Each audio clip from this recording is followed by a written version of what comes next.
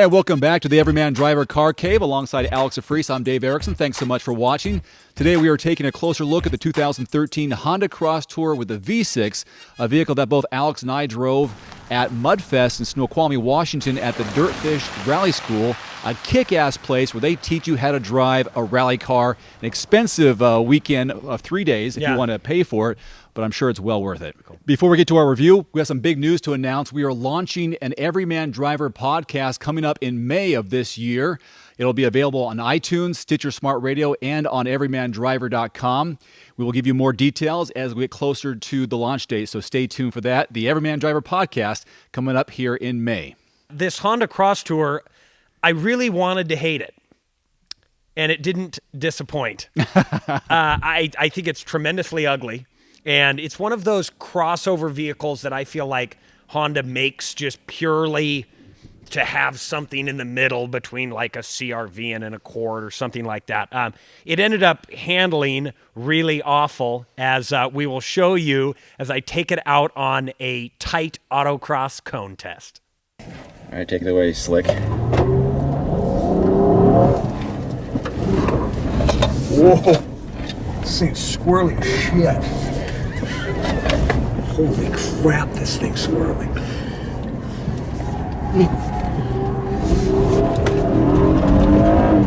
It's pretty fast though in a straight line.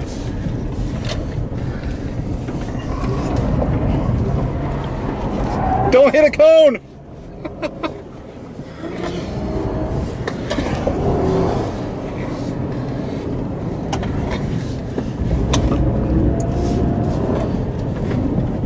Fast in a straight line. Super squirrely. But almost like so squirrely, it's kind of fun, but it's not good. Believe it or not, the Honda Crosstour is not the track vehicle of choice for the Everyman Driver Nation. Now, the Crosstour was one of 20-plus vehicles that we had a chance to test on the cone course as well as off-road, so we're going to have a lot more to show you in the coming weeks.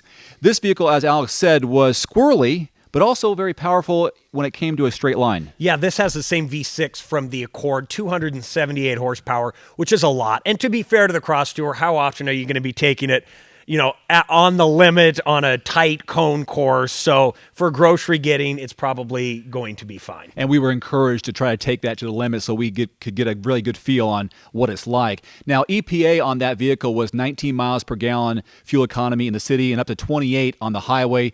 Since we didn't have a chance to really drive it for any long period of time, we can't tell you what it's like in mixed driving, but they're shooting for that 22 mile per gallon mark for the Honda Crosstour. Well, we can't tell you what the gas numbers are, but we can tell you what it's like on real everyday roads, because after the cone test, we took the Crosstour on about a 5-mile loop of everyday roads to show you how it will do in your neighborhood.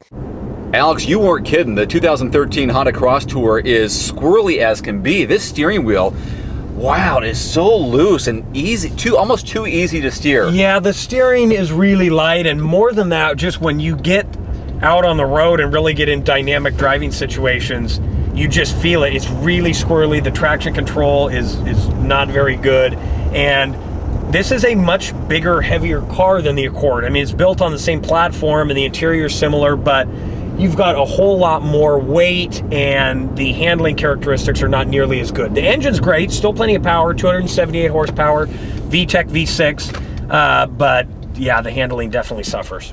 Well, I'm very impressed with the interior legroom and spaciousness. Not only here in the front two seats, but in the back. There's a lot of legroom back there.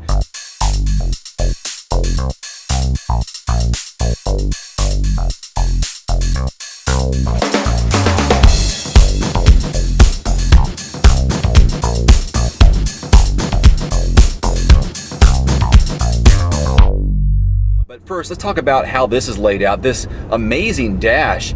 I don't remember Honda having such a dash. Yeah, this is actually, I believe this is different than the Accord by a little bit.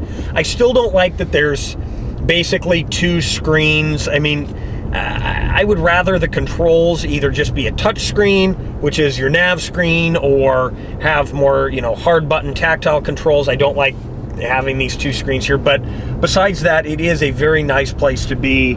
And like you said, both rear legroom and cargo room are excellent in this car. Yeah, great headroom as well. I can see this as a very comfortable daily driver. Yeah. Also, with the instrument panel, there's sort of this whole blue glow theme throughout the cabin, and especially when it's dark out, it looks very nice. Yeah.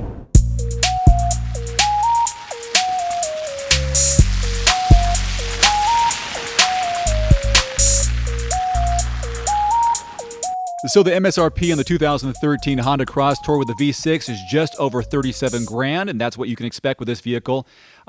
Since we didn't have a chance to really get a great feel for it, we're going to give you a first drive rating impression of 1 to 10. So Alex, what are you going to give it?